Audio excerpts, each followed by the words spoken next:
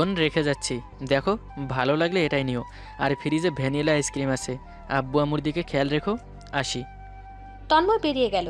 আমি মুগ্ধ হয়ে গেছি। এত সুন্দর আমার বরটা, কত ভালো একটা মানুষ, কিন্তু মাঝে মাঝে ভয়ঙ্কর হয়ে ওঠে। ও যাই বলুক, বিয়ে যখন হয়েই গেছে, আলাদা হওয়ার কোনো প্রশ্নই ওঠে না। আলাদা হওয়ার জন্য কেউ বিয়ে করে না। যদি আলাদা হবে তাহলে ও বিয়ে করতো না। যত কষ্টই হোক, সম্পর্কটাকে টিকিয়ে রাখতে আমার সর্বোচ্চ চেষ্টা করতেই হবে। ভাবতে ভাবতে কখন যেন ঘুমিয়ে পড়েছি। ঘুম থেকে উঠে মা বাবাকে চা করে দিলাম। মা বললেন, কয়েকটা কথা বলবো মা? হ্যাঁ মা, বলুন। মন দিয়ে শোনো। তন্ময় একটা মেয়ের সাথে রিলেশন করে, সেটা আমরা জানি। মেয়েটাকে আমি দেখেছি, কথা বলেছি। কিন্তু ওই মেয়ের সাথে বিয়ে হলে কোনো দিন সম্পর্ক টিকতো না। কারণ সব মেয়েরা ত্যাগ স্বীকার করতে পারে না। সব কষ্ট সহ্য করে একটা সম্পর্ক টিকিয়ে রাখা অনেক কষ্টের। আর তন্ময়ের বাবা অনেক গরিব ছিল। আমরা দুজন মিলে আজ এত দূর আসতে পেরেছি শুধুমাত্র নিজেদের চেষ্টায়। আমার এত কষ্টের সংসারটাকে কি করে নষ্ট হতে দেই বলো? আমি চুপ করে শুনছি মায়ের কথা। মা আবারও বলতে শুরু করলেন, দেখো, সুন্দর হলেই হয় না, মন মানসিকতা ভালো হতে হয়, সম্পর্কের প্রতি মনোযোগ দিতে হয়। আমরা তোমার কথা আচরণ দেখেই বুঝতে পেরেছি তুমি সংসারী মেয়ে। সব দায়িত্ব তোমার হাতেই দিচ্ছি, সামলে রেখো। আমরা দুজন দোয়া করব শুধু। মায়ের কথা শুনে মুগ্ধ হয়ে যাচ্ছি। এত সুন্দর করে কথা বলতে পারেন। আমি অনেক তপস্যা করলেও হয়তো এত সুন্দর করে কথা বলে কাউকে বোঝাতে পারবো না। মা বললেন, তন্ময় খুব রাগী আর একটু পাগল পাগল। ও একবার রাগ হলে আরেকবার খুব যত্ন করবে। তুমি কষ্ট পেও না, ভরসা রাখো। আমি মায়ের কোলে মাথা রাখলাম। আমার নিজের মা মনে হচ্ছে। আল্লাহ যা করেন ভালোর জন্যই করেন। তন্ময় সম্পর্ক রাখুক বা না রাখুক, আমি মা বাবাকে ছাড়বো না। চোখে পানি এসে যাচ্ছে। তন্ময় রাতে বাসায় ফিরল। আমাকে দেখে বলল, কেমন আছো? আমি অবাক হয়ে তাকালাম। এটা কেমন প্রশ্ন? কেন, কেমন আছো জিজ্ঞেস করতে পারি না? হ্যাঁ, খুব ভালো আছি। আমার মোবাইলটা কই? ওটার কথা মনেই ছিল না। যেখানে রেখে গেছেন সেখানেই আছে। তন্ময় মোবাইলটা নিয়ে শুয়ে পড়ল। জিজ্ঞেস করলাম, খাবেন না? না। খেয়ে এসেছেন? না, খেতে ইচ্ছে করছে না। কয়েকবার খাওয়ার জন্য জোর করতেই ও রেগে গেল। বউ হয়েছো বলে সব ব্যাপারে ইন্টারফেয়ার করবা না। আমি চুপ করে গেলাম। কিছুক্ষণ পর তন্ময় নিজেই বলল, চলো খেতে দাও। আমি ওর মুখের দিকে তাকালাম। ছেলেটা কখন কী রূপ ধারণ করে বুঝতে পারছি না। তন্ময়কে বুঝতে পারা অনেক কঠিন। খাবার শেষ করে মা বাবার সাথে কিছুক্ষণ কথা বলে ঘুমাতে আসলাম। তন্ময় বলল, প্রতিদিন কি এই ঘরেই ঘুমাবা? মানে? আমি কোথায় যাব ঘুমাতে?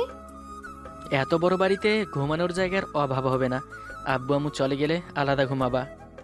এখন কি একসাথে ঘুমাচ্ছি? তন্ময় হাসলো। আমি লজ্জা পেয়ে চুপ করে আছি। ও ফেসবুকে ব্যস্ত, কিন্তু আমি কি করব? আমার যে ঘুম আসছে না। কিছুক্ষণ পর তন্ময় বলল, কি কি খেলতে পারো তুমি? Clash of clan, car racing, vice city. আরে এগুলো না, তাস, লুডো, ক্যারাম, দাবা। সবগুলোই পারি। কেন? Wow, great. তন্ময় উঠে তাস নিয়ে আসলো। আমার হাসি পেল। অনেকক্ষণ দুজনেই বিছানার উপর বসে তাস খেলছি। ও বলল, আব্বু আম্মু জানতে পারলে খুব বকবে। কেন? আমরা তো জুয়া খেলছি না। তাস খেললে কি হবে? খেলায় তো বেশ পটু দেখছি। হুম, সব গুণই আছে। সব গুণই আছে, শুধু হাইটে খাটো। আমার মেজাজটা খারাপ হয়ে গেল। খেলার মুডটাই নষ্ট হয়ে গেল। চুপচাপ বিছানায় এসে শুয়ে পড়লাম। ঘুম ভাঙল খুব ভোরে। চোখ মেলে তাকিয়ে দেখে তন্ময়ের ঘুমন্ত মুখ।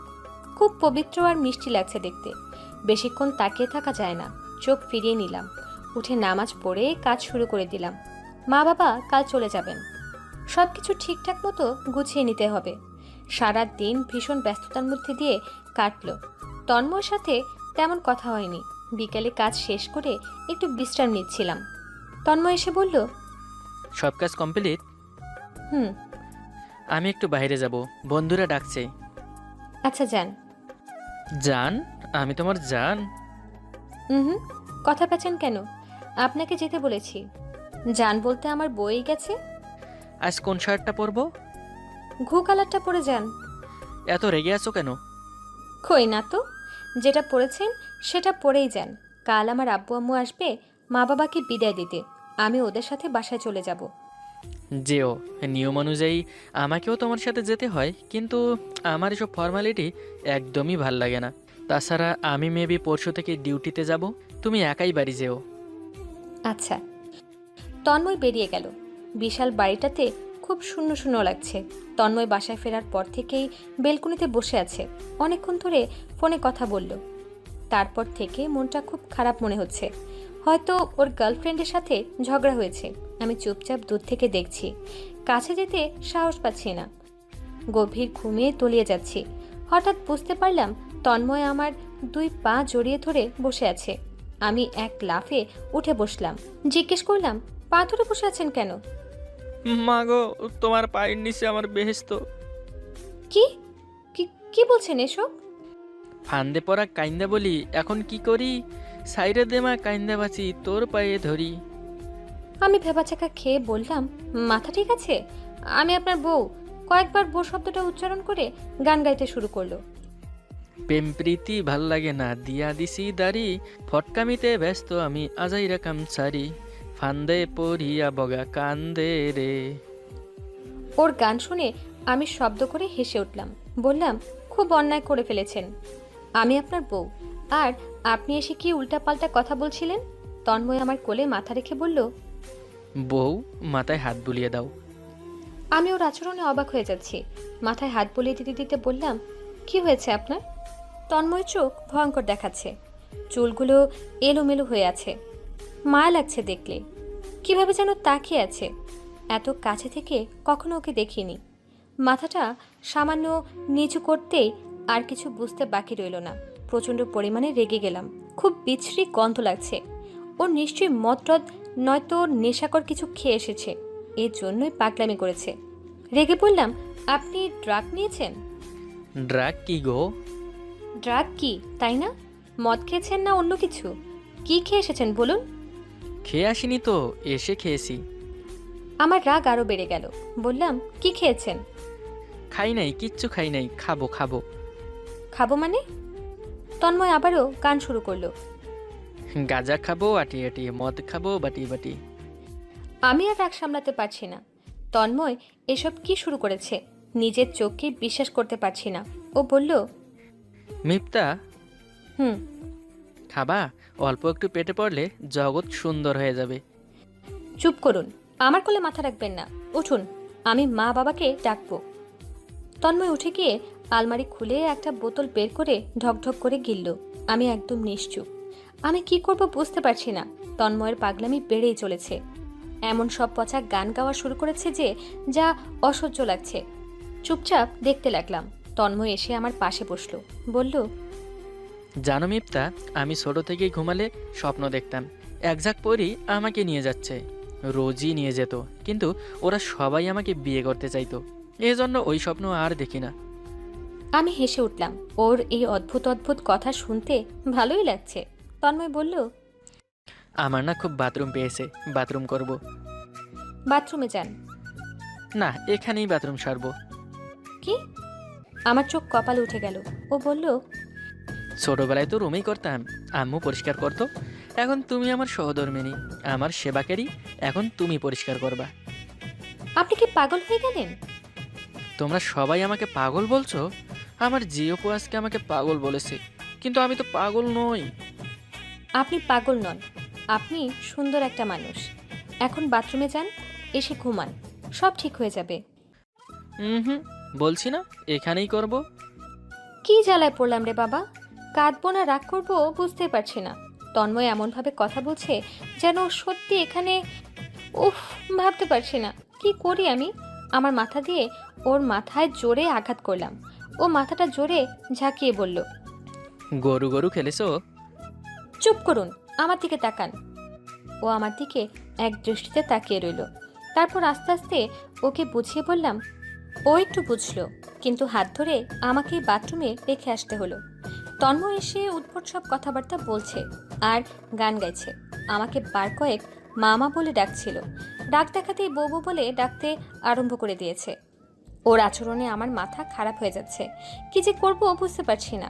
ওকে বোঝানোও যাচ্ছে না, থামানোও যাচ্ছে না। মা বাবার ঘর কয়েকটা ঘর পরে, ওদের ঘর অব্দি কথা পৌঁছাবে না। কিন্তু যদি কোনো ক্রমে তারা তন্ময়ের গান শুনে ফেলে, ব্যাপারটা খারাপ হবে। ওনারা কাল চলে যাবেন। এই অবস্থায় কিছুতেই তাদেরকে এই ব্যাপারটা বুঝতে দেওয়া যাবে না। কিন্তু কি করব বুঝে উঠতে পারছি না। তন্ময় আজেবাজে কথা বলছে, পরিস্থিতি সামলাবো কি করে? তন্ময় অনেক আজগুবি কথাবার্তা বলা শুরু করেছে। ওকে ঘুমানোর কথা বলতেই ও বলল, তুমি আমার বউ? বউ। আমার কথা শোনো, ঘুমাও এখন। তুমি কি বুঝতে পারছো পুরোপুরি নেশা হয়ে গেছে তোমার? তন্ময় কোনো কথা না বলে মেঝেতে বসে পড়ল। ওর চোখে পানি। বলল, আমার খুব কষ্ট হচ্ছে মিপ্তা, খুব কষ্ট হচ্ছে। আর পারছি না, সবাই মিলে আমাকে মেরে ফেলছে। মিমি আমাকে খুব বাজে কথা বলেছে, আমাকে খুব অপমান করেছে। আমি ওকে ভুলে যেতে চাই মিপ্তা। আমি আছি তো, সব ঠিক করে দেব। কাঁদবা না তো, ছেলেরা কখনো কাঁদে না। মিফতা, খুব কষ্ট হচ্ছে। আমি তোমাকেও ঠকাচ্ছি, তাই না?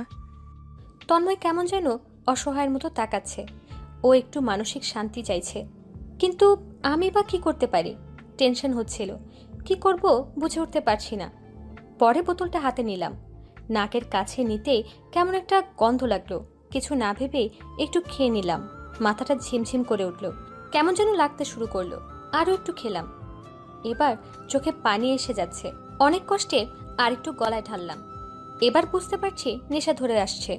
পা টলছে, দাঁড়িয়ে থাকতে পারছি না। বিছানায় বসে পড়লাম। আমি জানি আমার সামনে তন্ময়, কিন্তু তন্ময়কে যেন চিনতে পারছি না। অচেনা অচেনা লাগছে। হাত বাড়িয়ে ধরার চেষ্টা করতেও ধরতে পারলাম না। ধীরে ধীরে ভালো লাগতে শুরু করলো। সব কিছুই ভালো লাগছে। মনের থেকে সব চিন্তা দূর হয়ে গেছে মনে হচ্ছে। নতুন একটা জগতে প্রবেশ করলাম। অন্যরকম ভালো লাগা কাজ করছে। অনেক কিছুই বলতে চাচ্ছি, কিন্তু এলোমেলো হয়ে যাচ্ছে। তন্ময়কে কি বললাম নিজেই জানি না। ও আমাকে জড়িয়ে ধরলো শক্ত করে। ঘুম থেকে উঠে কিছুক্ষণ সময় লাগলো স্বাভাবিক হতে। একে একে রাতের সব কথা মনে পড়ে যাচ্ছে। হাসি পাচ্ছে আর লজ্জায় লাল হয়ে উঠলাম। আব্বু আম্মু আসলে সবার সাথে অনেক ভালো সময় কাটালাম। তন্ময় আমার দিকে তাকিয়ে হাসলো। আমি লজ্জায় মাথা নিচু করলাম। মা বাবা চলে গেলেন। আমি বাসায় আসার সময় তন্ময়ের দিকে অনেক আগ্রহ নিয়ে তাকিয়েছিলাম, হয়তো কিছু বলবে।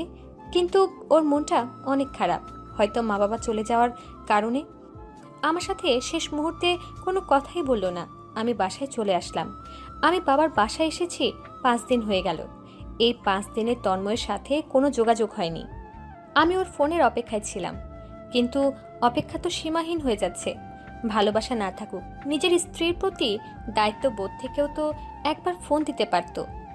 শুয়ে শুয়ে ভাবছি এসব কথা। আজ ওর কথা খুব মনে পড়ছে। ও হয়তো ভুলেই গেছে মিফতা নামে ওর জীবনে কেউ একজন আছে। কে যেন দরজায় নক করলো। দরজা খুলে দেখি তন্ময় দাঁড়িয়ে। আমি অবাক হয়ে তাকিয়ে রইলাম। স্বপ্ন দেখছি না তো? তন্ময় জিজ্ঞেস করলো। কেমন আছো? আমি অবাক চোখে তাকিয়ে আছি, বিশ্বাস করতে পারছি না। আমার বর এসেছে। কি হলো, ভেতরে ঢুকতে দাও। আমি দরজা ছেড়ে দিলাম। তন্ময় সোফায় বসে একটা মোবাইল আমার দিকে এগিয়ে দিয়ে বলল, নাও, এটা তোমার জন্য, নতুন কিনেছি। আমি ফোনটা হাতে নিয়ে চুপ করে দাঁড়িয়ে আছি। মিপ্তা, কি হয়েছে, এমন চুপ কেন? বিশ্বাস হচ্ছে না আপনি এসেছেন। ও উঠে এসে আমার হাতে একটা চিমটি দিয়ে বলল, লেগেছে? উফ। বুঝলা তো, এটা স্বপ্ন নয়। হুম। আপনি এতদিন ফোন দেননি কেন? নাম্বার ছিল না। কি? সত্যি, তুমিও তো দাওনি। আমি আপনার অপেক্ষায় ছিলাম। অপেক্ষা সার্থক হয়েছে, গিফট নিয়ে এসেছি। আমি কিছু না বলে মোবাইলটা দেখতে লাগলাম। তন্ময় বলল, এই কয়েকদিন ভালোভাবে খেতে পারিনি, এখন কাইন্ডলি ভালো করে কিছু রেঁধে দাও। ও, তার মানে আপনি আমার জন্য আসেননি, দায়িত্ব থেকেও আসেননি, এসেছেন ভালো করে খেতে।